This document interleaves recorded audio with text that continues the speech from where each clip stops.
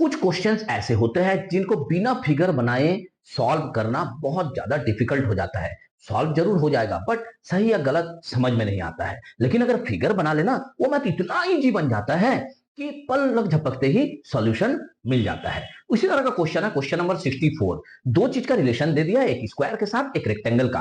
पहले अगर रेक्टेंगल का बात करें तो रेक्टेंगल का जो लेंथ है वो दिया हुआ स्क्वायर का साइड का 3 गुना होगा, और स्क्वायर का जो साइड है वो रेक्टेंगल का जो विड्थ होगा, ब्रेड्थ होगा, उससे 4 सेंटीमीटर अधिक होगा। तो कैसे सॉल्व करेंगे इस मैथ को, देखो ध्यान से। सबसे ज्यादा जरूरी है इसका फिगर, और उसके बाद इसको स्टार्ट कैसे करेंगे। मान लेते हैं कि ये एक मेरा स्क्वायर है जिसका साइड कुछ होगा, और साथ में मान लेते हैं कि ये मेरा एक रेक्टेंगल है जिसका लेंथ और विड्थ तुम्हें समझ में आ रही है, लेंथ है विड्थ है। तो क्वेश्चन में हम स्टार्ट जब करेंगे तो इसका विड्थ से करेंगे कि इसी को x मान लेते हैं। जैसे हमने विड्थ को x माना, स्क्वायर का साइड मिल गया, क्योंकि विड्थ से जो है 4 सेंटीमीटर अधिक है, यानी इसका साइड जो होगा स्क्वायर का x+4 होगा। तब इसका लेंथ कितना होगा, जितना स्क्वायर का साइड होगा उससे 3 गुना ज्यादा होगा, यानी 3 × x+4 होगा।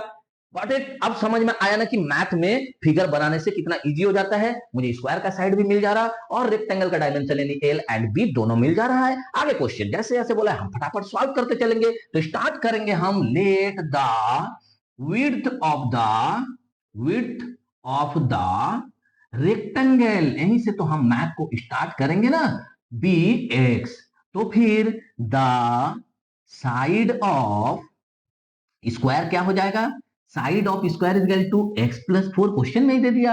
एंड द लेंथ कितना हो जाएगा रेक्टेंगल का, तो the length of the rectangle is equal to 3 into जो स्क्वायर का साइड होगा उसका 3 गुना। गॉट इट, इतना समझ में आया। अब आते हैं हम लोग कि एरिया ऑफ स्क्वायर कितना हो जाएगा। एरिया ऑफ स्क्वायर हो जाएगा मेरा साइड स्क्वायर यानी कि x+4 का whole square, and area of rectangle क्या हो जाएगा, तो area of rectangle is equal to length into breadth यानी कि 3 इंटू x+4 इंटू x। तो इसको अगर मल्टीप्लाई कर ले तो क्या हो जाएगा, 3x² plus 12x।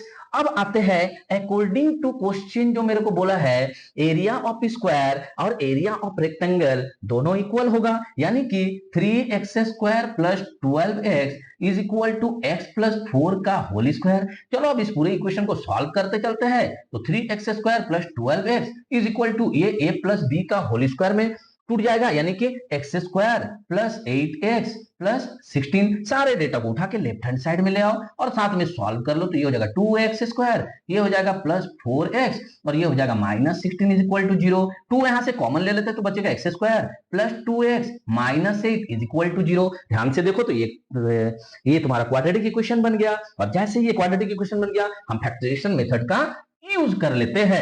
Factorisation method का यूज करेंगे तो हो जाएगा x² और यहाँ -8 is equal to 0।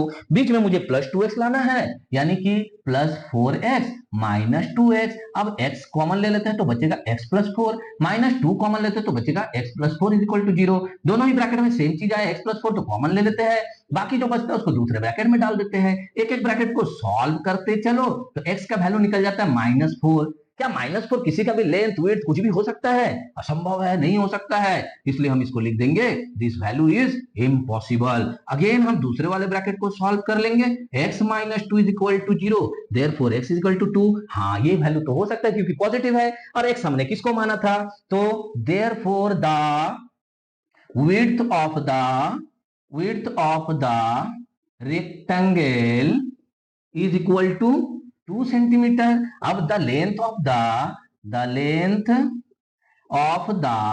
Rectangle is equal to कितना हो जाएगा बताओ, रेक्टेंगल का लेंथ है ना यहाँ 3 इंटू x+4 यानी 3 इंटू 2 प्लस 4, 4 प्लस 2 6, 6 3 जा 18 सेंटीमीटर, और साथ में स्क्वायर भी दिया था ना, तो द साइड ऑफ स्क्वायर भी डायमेंशन में जरूर लिखना, क्योंकि डायमेंशन जब बोल दिया है ऑल का तो सबका काउंटिंग आ जाएगा। Side of square is equal to x+4 यानी 2 + 4 यानी 6 सेंटीमीटर। ये तीनों ही मेरा पूरा क्वेश्चन का सॉल्यूशन है, आंसर है।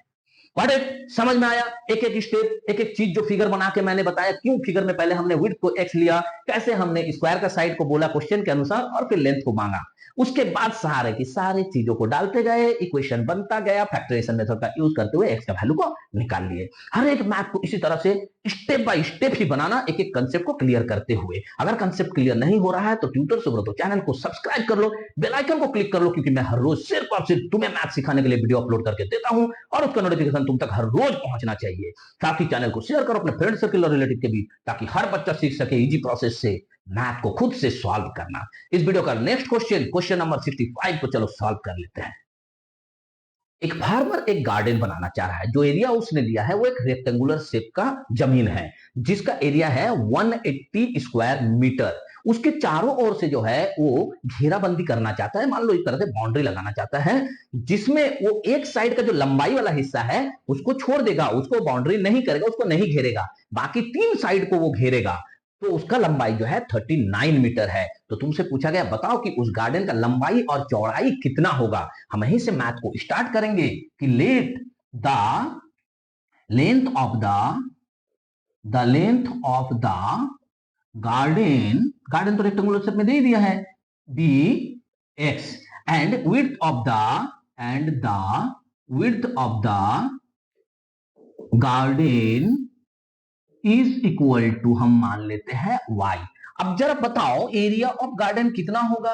एरिया ऑफ गार्डन जो होगा वो x इंटू वाई होगा ना, और एरिया ऑफ गार्डन मेरे को दे दिया है अकॉर्डिंग टू क्वेश्चन 180, यानी x into y is equal to 180।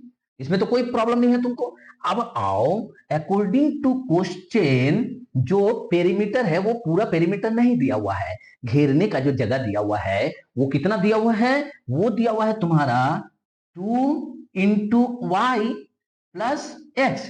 क्यों भाई, चौड़ाई को वो दोनों साइड का चौड़ाई को घेरेगा, बट लंबाई को केवल एक साइड घेरेगा और एक साइड का लंबाई को वो छोड़ देगा, क्वेश्चन में दिया हुआ ना। और तब इस तरह से जो तार का लंबाई होगा उसको घेरने के लिए वो होगा 39। इस तरह से तुम्हें जैसे ही ये रिलेशन मिला, हम यहां से x is equal to 39 minus 2y लिख सकते हैं। और इस x का वैल्यू को यहां अगर पुट कर दिया जाए, पूरा का पूरा मैथ मेरा y में कन्वर्ट हो जाएगा ना। तो नाउ वी कैन राइट, हम ऐसा लिख सकते हैं कि we can write x into y is equal to 180, therefore x के जगह पर 39 minus 2y into y is equal to 180। इसको अगर मल्टीप्लाई कर ले तो हो जाएगा minus 2y square plus 39y is equal to 180। तो यहाँ पे अगर सारे डेटा को हम राइट हैंड साइड लेके चले जाते हैं, साथ में सॉल्व भी कर लेते हैं, तो हो जाएगा 2y square minus 39y plus 180 is equal to 0। अब जरा देखो तो क्या ये क्वाड्रेटिक इक्वेशन बन गया। अगर क्वाड्रेटिक इक्वेशन बन गया तो हम फटाफट इसको सॉल्व कर लेते हैं, यानी कि 2y स्क्वायर और प्लस 180 को लिख लेते हैं इज इक्वल टू 0। ये माइनस 39 को हम सब्स्टिट्यूट करेंगे फैक्टराइजेशन मेथड से, तो कितना आएगा मेरा वैल्यू आ जाएगा माइनस 24y माइनस 15y, यानी कि यहां से अगर हम 2y कॉमन ले ले तो बच जाएगा 1 माइनस 12, और माइनस 15 कॉमन ले लेते तो बच जाएगा 1 माइनस 12 इज इक्वल टू 0। दोनों ही ब्रैकेट में सेम चीज आ गया है, तो हम इसको कॉमन ले लेंगे y माइनस 12 को,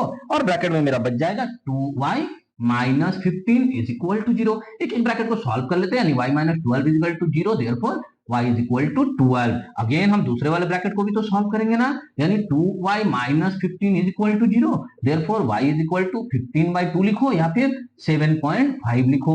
तो y का यहाँ मेरे पास 2 वैल्यू निकला है, तो x का भी तब 2 वैल्यू निकलेगा। हम इस इक्वेशन में यहाँ पे y का वैल्यू को पुट करके x निकाल लेते हैं, तो लिखेंगे when y is equal to 12, x is equal to कितना है भैया 39 माइनस 2y, यानी यहां वैल्यू पुट कर देते हैं, तो 39 माइनस 2 इंटू 12 यानी 24, तो माइनस करेंगे तो कितना हो जाएगा 15 मीटर। अब अगेन हम दूसरा वाला वैल्यू भी तो लेंगे ना, अगेन जब y इज इक्वल टू 15/2 तब x is equal to 39 minus 2 into 15/2, यानी कि इसको 2 कट जाएगा, इसको सॉल्व कर लेंगे तो हो जाएगा 24 मीटर। तो आंसर तुम्हें दोनों लिखना होगा, यानी कि हम लिखेंगे the length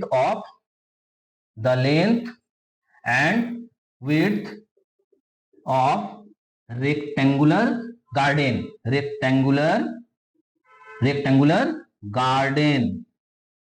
is equal to either, जब हमने y को 12 लिया था यानी कि width 12 लिया था उस समय x कितना निकला था 15 मीटर, तो either 15 मीटर एंड 12 मीटर, और दूसरा बार जब हमने 7.5 लिया था उस समय x निकला था 24, और 24 मीटर लंबाई एंड 7.5 मीटर चौड़ाई, ये दोनों ही को तुमको आंसर में लिखना पड़ेगा। व्हाट इट, मैथ बहुत इजी है, ये लास्ट का कैलकुलेशन को उतना ज्यादा मत वैल्यू दो, क्योंकि ये तुम खुद कर सकते हो भाई, स्टैंडर्ड 10 में पढ़ते हो, कंपटीशन लेवल की तैयारी कर रहे हो, तो ये कैलकुलेशन तो तुम भली भांति कर सकते हो। बाकी जो सारा प्रोसेस है मैंने वो स्टेप बाय स्टेप तुमको क्लियर करने का प्रयास किया, और उम्मीद है कि तुम बहुत अच्छी तरह से समझ चुके हो हर एक मैथ को। मेरे द्वारा पढ़ाया गया चीज अगर समझ में आ रहा है, तुम्हारे लिए बेनिफिशियल है, तो फिर चैनल को सब्सक्राइब करो, बेल आइकन को क्लिक करो, क्योंकि मैं हर रोज तुम्हारे लिए मैथ अपलोड करके देता हूं और उसका नोटिफिकेशन तुम तक पहुंचना चाहिए। साथ ही चैनल को शेयर करो अपने फ्रेंड सर्किल और रिलेटिव्स के बीच, ताकि हर बच्चा सीख सके इजी प्रोसेस से मैथ को खुद से सॉल्व करना। मिलता है नेक्स्ट वीडियो में क्वेश्चन नंबर 66, 67 एंड 68 के सॉल्यूशन के साथ, राइट एंगल ट्रायंगल के साथ क्वाड्रेटिक इक्वेशन का तालमेल बैठाते हुए। तब तक खूब मन लगाकर पढ़ो। जय हिंद, जय भारत।